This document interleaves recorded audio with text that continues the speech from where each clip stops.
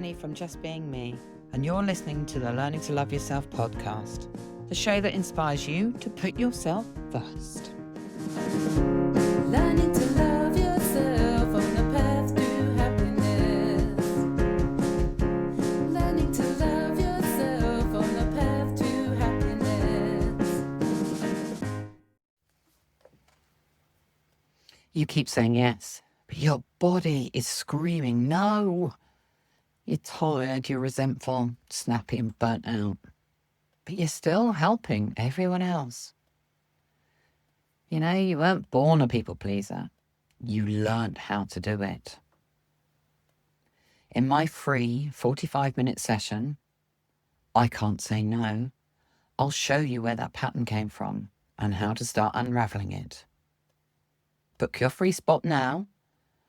The details are all down below, and it's on Tuesday, 30th of September at 12:30. See you there. Values. And what does that really mean? And who gets to decide them? We often hear the phrase, know your value. But most of us have never been taught how to recognise it, let alone own it. Value's not just about money, and it's not always about time either. Everything we do, say, buy, commit to, avoid or walk away from has a value. Every choice we make carries weight.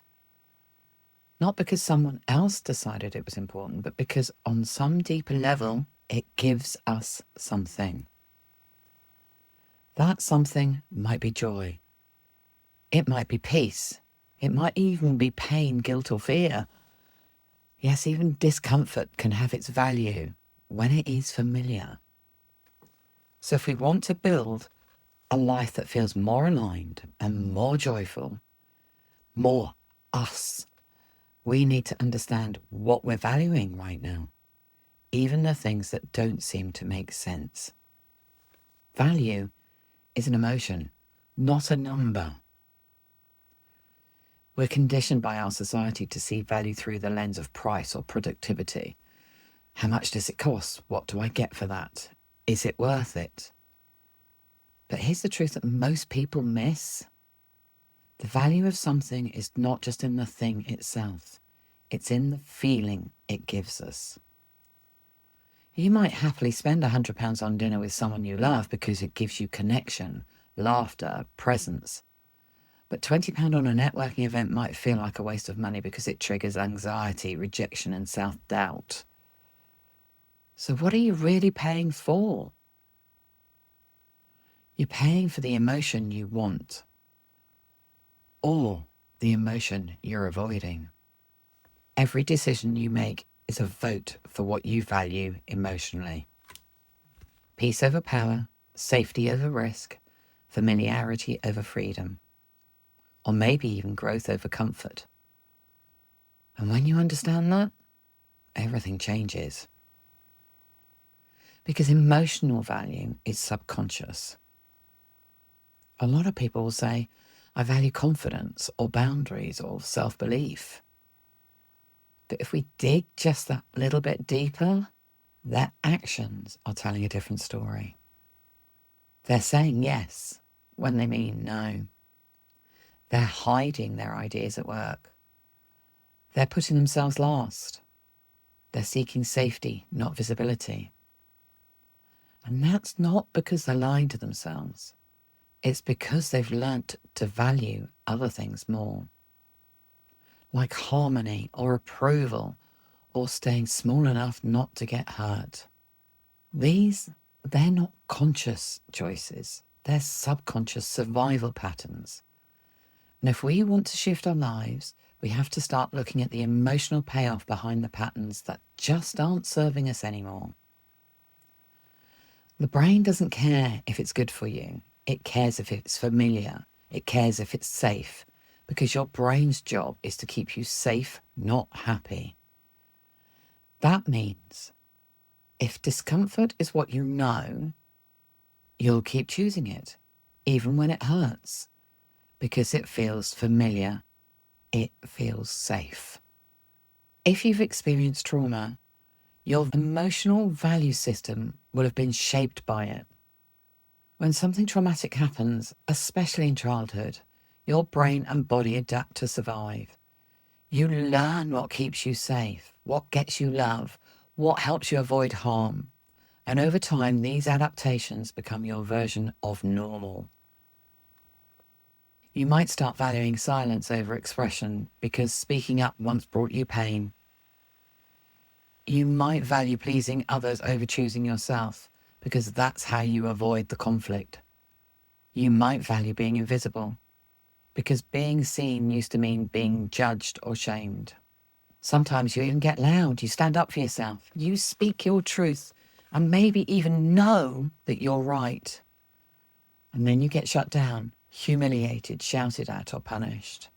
So the brain learns again that safety is in silence, that truth is dangerous, that being right still won't protect you. And with every one of those moments, the limiting belief embeds deeper. The belief that your voice doesn't matter, that being you is just too much, that trying only leads to pain. These values, they're not flaws, they're protective. They're built from moments where your nervous system said, this is what we need to do to survive. But what kept you safe once? Well, it might be keeping you stuck right now. If you feel disconnected from joy, purpose, self-belief, or confidence, it might not be because you lack them. It might be because your value system is still wired for protection, not expansion, not growth. And this is why trauma-informed mindset work matters. Because until we acknowledge how your values were formed, you'll keep choosing what feels safe, not what feels good. And that's not a choice, that's a pattern. Everything that we keep has a purpose. And this one might be hard to hear at first, but it is powerful. Is there something in your life that feels draining, painful, or frustrating? It's still there because on some level, it's giving you something. An old relationship that keeps you stuck. It might be giving you a sense of identity, someone to fix, someone to save. That voice in your head that tells you you're not good enough. It might be protecting you from failure by convincing you not to try.